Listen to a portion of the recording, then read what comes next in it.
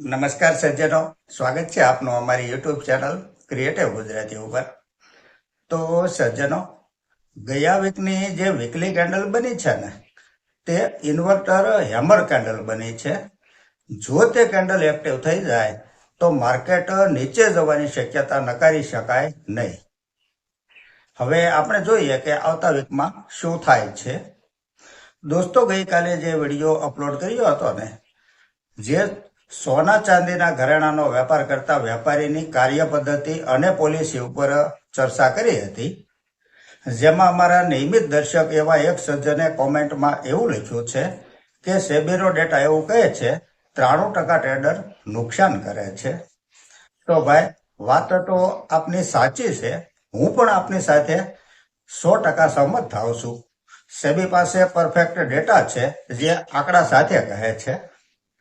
આપણે બ્રોકરની એપ ખોલીએ એટલે સૌથી પહેલા સેબીની આ નોટિસ આપણને વાંચવા પણ મળે છે, પરંતુ આ નોટિસ સૌથી પહેલા સમજવા જેવી છે. સેબી જે કહે છે ને, તે ઓપ્શન ટ્રેડરનું કહે છે અને પૂરેપૂરી સ્પષ્ટતા સાથે કહે છે. ઓપ્શન ટ્રેડિંગ પૂરતી જ તે વાત છે સેબીની. જ્યારે આપણે તો વાત જ્વેલરની કરી હતી. અને બીજું કે સેબી તથા ઇન્કમ ટેક્સના નિયમ પ્રમાણે 1 વર્ષની અંદર કોઈ પણ પ્રોફિટ બુકિંગ કરે ને, તો તેને ટ્રેડિંગ કન્સિડર કરવામાં આવે છે. પછી તે ભલે ડિલિવરી ટ્રેડ હોય, જેને ટ્રેડિંગ જ ગણાય છે. અને જો કોઈ રોકાણકાર 1 વર્ષથી વધારે સમય પોતાના પોર્ટફોલિયોમાં રાખીને ત્યાર પછી તેને જો વેચે તો તેને લોંગ ટર્મ ગણવામાં આવે છે. માટે સ્પષ્ટતા મારે એટલી જ કરવાની છે કે આપણે વાત પ્રોફિટ બુક કરવાની જ કરી છે. ઓપ્શન ટ્રેડિંગની કોઈ સીધી યાર્ડ કરી ચર્ચા આપણે કરી જ નથી. મોટાભાગના ઇન્ફ્લુએન્સર સેબીના ડેટાની વાત કરતા જ હોય છે, પરંતુ જો આપણે તેઓની વાતની સેબીના ડેટા સાથે જો ખરાઈ કરીએ ને, તો ચિત્ર સ્પષ્ટ થઈ જતું હોય છે. આજની ચર્ચામાં આગળ વધીએ તો સૌથી પહેલી કંપની છે હિન્ડાલ્કો ઇન્ડસ્ટ્રીઝ લિમિટેડ.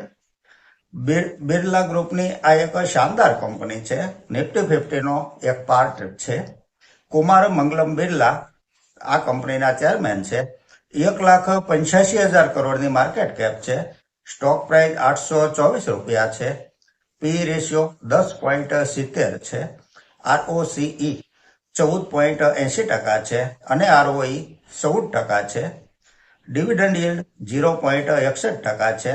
આ કંપનીએ શેર હોલ્ડરોને 1 વર્ષમાં 21%નું વળતર આપ્યું છે અને 3 વર્ષમાં 26% CAGR, 5 વર્ષમાં 36% CAGR અને 10 વર્ષમાં 26% CAGRનું રિટર્ન આપ્યું છે રોકાણકારોને. સ્ટોક હાલમાં હાઈ લેવલે ટ્રેડ કરી રહ્યો છે. જો તક મળે તો ધ્યાનમાં રાખવા જેવી આ એક કન્સિસ્ટન્ટ પ્રોફિટેબલ કંપની છે. આગળની કંપની છે ભારતી એરટેલ લિમિટેડ. આ એક ટેલિકોમ ક્ષેત્રની દિગ્ગજ કંપની છે. છેલ્લા 3 વર્ષનો કમ્પાઉન્ડિંગ પ્રોફિટ ગ્રોથ 83% છે અને TTM 147% છે. સેલ્સ ગ્રોથ CAGR છેલ્લા 3 વર્ષનો 14% છે. સ્ટોક પ્રાઇસ CAGR 1 વર્ષનો 22% છે, 3 વર્ષનો 35% છે અને 5 વર્ષનો 37% છે અને 10 વર્ષનો 20% CAGR છે. ડિવિડન્ડ યીલ્ડ 0.79% છે. આ એક કન્સિસ્ટન્ટ પ્રોફિટેબલ કંપની છે. વોચ લિસ્ટમાં રાખીને અભ્યાસ કરવા જેવી કંપની ખરી. આગળની કંપની છે Mahindra and Mahindra financial limited. આ એક NBFC કંપની છે, નોન બેન્કિંગ ફાઇનાન્સ. ફંડામેન્ટલ જોઈએ તો જે રેવન્યુ જૂન 24 ક્વાર્ટરમાં 4,316 કરોડ હતી, તે ત્યાંથી વધીને 4,991 કરોડ થઈ છે. નેટ પ્રોફિટ 497 કરોડથી વધી 529 કરોડ થયો છે. છેલ્લા 3 વર્ષનો કમ્પાઉન્ડિંગ પ્રોફિટ ગ્રોથ 26% છે. સેલ્સ ગ્રોથ CAGR 3 વર્ષનો 17% છે. માર્કેટ કેપ 41,442 કરોડની છે. સ્ટોક પ્રાઇસ 298 રૂપિયા છે. 52 વીકાએ 306 રૂપિયા બનેલો છે. પી રેશિયો 18 છે. ROCE 8.77% છે. ROE 10.90% છે. ડિવિડન્ડ યીલ્ડ 2.18% છે. શેર હોલ્ડિંગ પેટર્ન જોઈએ તો પ્રમોટર હોલ્ડિંગ 52.49% છે.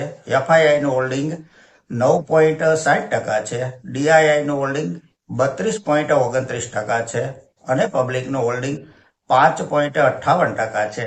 આ એક પ્રોફિટેબલ કંપની છે. ફંડામેન્ટલ સારું છે કંપનીનું. આગામી 28 ઓક્ટોબરે રિઝલ્ટ આવવાનું છે. આગળ એક સજ્જન યસ બેંક વિશે વાત કરવા કહે છે. 71,000 કરોડની માર્કેટ કેપ વાળી આ કંપની લોસ મેકિંગ નથી, પ્રોફિટમાં જ છે. સ્ટોક પ્રાઇસ ₹22.70 છે. બાકી બધું ઓકે કહી શકાય. નાની અથવા લિમિટેડ મૂડીથી કામ કરવું વધારે યોગ્ય ગણી શકાય.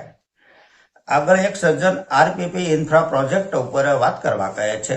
ફંડામેન્ટલ જોઈએ તો જે સેલ્સ જૂન 24 ક્વાર્ટરમાં 336 કરોડ હતું તે ત્યાંથી વધીને 347 કરોડ થયું છે.